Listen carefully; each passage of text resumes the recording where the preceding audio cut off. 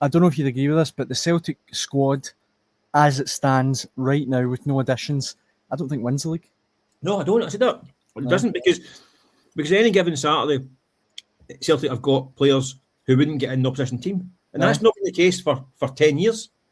I mean, and for 10 years, you could have not a team, there's not a player on the pitch, not a side that would get in that Celtic team.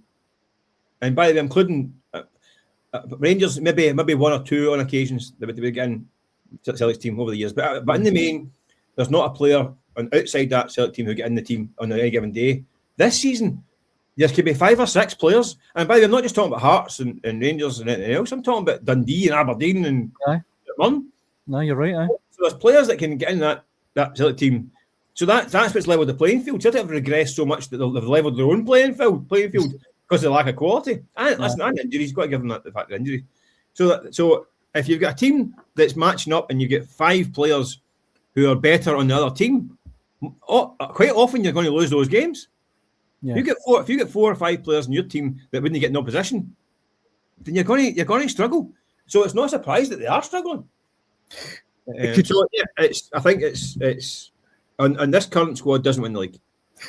You mentioned that the last couple of transfer windows have been preposterous. To make this one coming up preposterous as well, they could replace Kyogo with Kyogo. That's been the speculation over the last few days. He was an unused sub as Birmingham lost 3-0 at the weekend. I think it was to Sheffield United.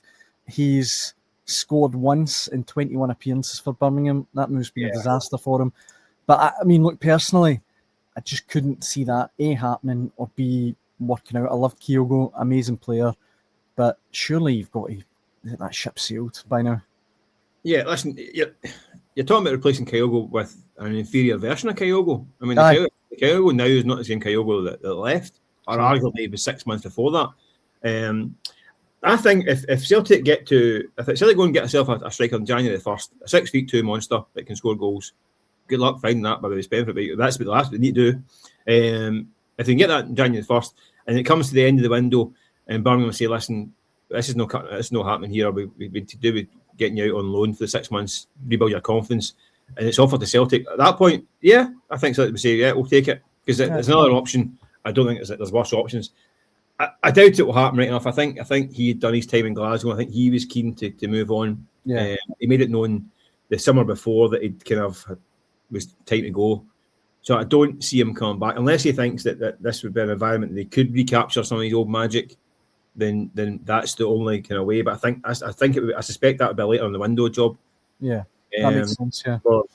And I don't see where he goes now either. I mean, he's not going to get a English Premier League or Championship team. So you go abroad, he might get. I mean, he's been to France and didn't do particularly great. You think does he go back to Japan? Maybe he might think it's time. He's a good contract at Birmingham, so I suspect it'll be a couple of loan deals. Yeah. And coming out rather than a permanent move. And he is 30 now as well.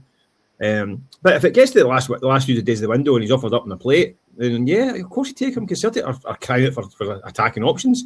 Right. And he's definitely one of them. And if he does get back and it's a good response and you think he gets an early goal, you might think, well, this guy could catch fire quite easily and get some of the old magic back. But I just think, okay, I said it on Sunday on the Hotline Live, that if you do end up with Kyogo back at the club, it's just basically a hands-up job saying this recruitment department is clueless. Aye. I mean, you look at the January window. I mean, they go the January window. They signed Jota, who basically is banging the door saying, "Can I come back, please?" Right. Despite the fact that I think Brendan Rodgers had misgivings about re-signing Jota. I think he likes him as a guy, as a player, but I don't think he particularly fitted the way he wanted to play. And I think he had I know for a fact he had his eye on different options. That's interesting. I think Nakamura in France was the one I think he wanted for similar kind of fee. Didn't get done.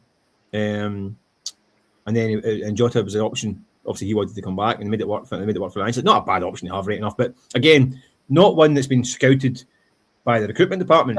Aye. Like Kieran Tierney. And who's the other side is Jeffrey Sloop, a guy who's pals with Kasper Schmeichel and Rodgers knows from down south. Aye. I mean that's the recruitment department's some input in the January window. And you're like, well, what? I mean, excuse me, what's what's going on, you know? You had one job, it was to get a striker, and failed to get a striker. Sold Kyogo. I mean, the deal was that they can sell Kyogo if they buy a replacement. They're still waiting for a replacement. 12 months on. I know, it's mad. Which is genuinely, I mean, unbelievable. It's baffling, So the pressure is on now to deliver. I mean, listen, I know there was the summer. Listen, there's so many factors at play in the summer. I mean, there was players offered up, and the manager wasn't happy with the standard. Which you now look back and think, well, look at the ones that did sign. Aye. So what was the level of the guys that were offered up we didn't want to sign? I know. I'm not buying. Don't buy this. Not to sabotage the transfer window. Not. No. Why would they do that? Exactly. I know. Why would they do that? I mean, it's utter nonsense. And he took a job in Saudi, so just try to get his ticket to get his job at Saudi. What? No, I know. I mean, Saudi jobs would come up. They got a job in Saudi anytime after. Whenever he wanted, aye. He wanted to finish with a bang. I think he was destined to go, but he said he was staying 3 years. Nobody can go like, oh, there was uncertainty over the manager. He got a 3-year contract. Say he's staying 3 years. I mean, what he's told you he's doing 3 years, but whether he stays or not, give him his 3 years. Go out with a bang, or whatever. Maximise his final season. So that's our old ground, but I'm just not having the self-sabotage thing because nobody came out that looking good. That's true. Aye. So quite what Brendan Rodgers would benefit for knocking back players to cut his own nose off. I mean, beats me.